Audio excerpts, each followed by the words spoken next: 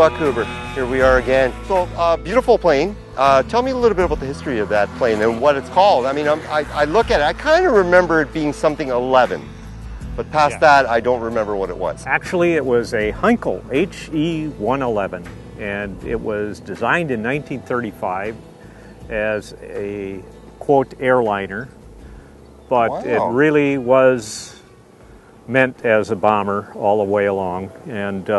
And why was that? Was there a reason for that? There was a Versailles Treaty in the end of World War I that banned the Germans from building bombers, and so they got around it by saying it was being a little deceptive. Yeah, it was an airliner. It carried a large passenger load, maybe 10 people. Yeah, real airliner. Yeah.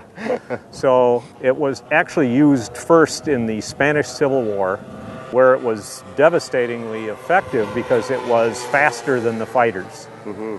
However, by the time World War II rolled around, it wasn't particularly effective any longer, but they were used in great numbers because that's really all they had. It was designed by the Germans to allow the pilot to see around the bombardier. The bombardier would lay in a prone position and would block. Is that where the gun turret in the front is? Yep. Wow, and that's very interesting. Most people look at the plane and say, wow, what a poor job of building you did, because the nose is way twisted off, but that's the third Heinkel that I built in the last 25 years. Okay. It's the largest. First one for us, though. Yes, it's the largest, but there is one that I built 15 or 20 years ago that's still flying today and flying well.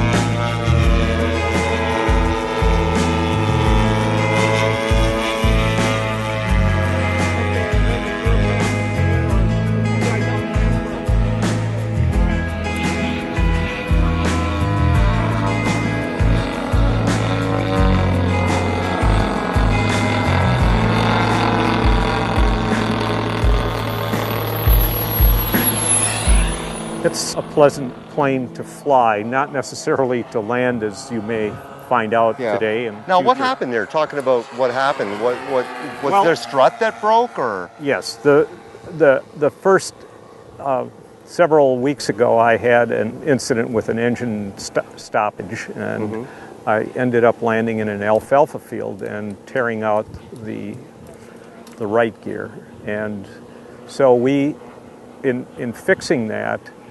I flew it several times at Fond du Lac after that, and it flew well, and I thought I had the problem licked. But today, there a bit of a crosswind and hit a little bit of a bump. Maybe it was a little more than a little bit of a bump. And that was the first flight.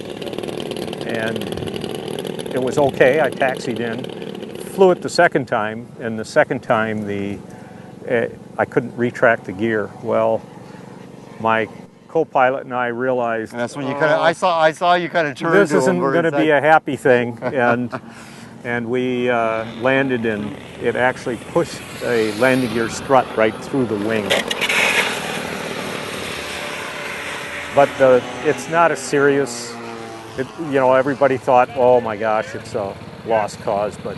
A few hours of You didn't lose the prop or anything either, didn't you? Well, I did. Well, Carl, you're still an excellent builder. I really love the plane.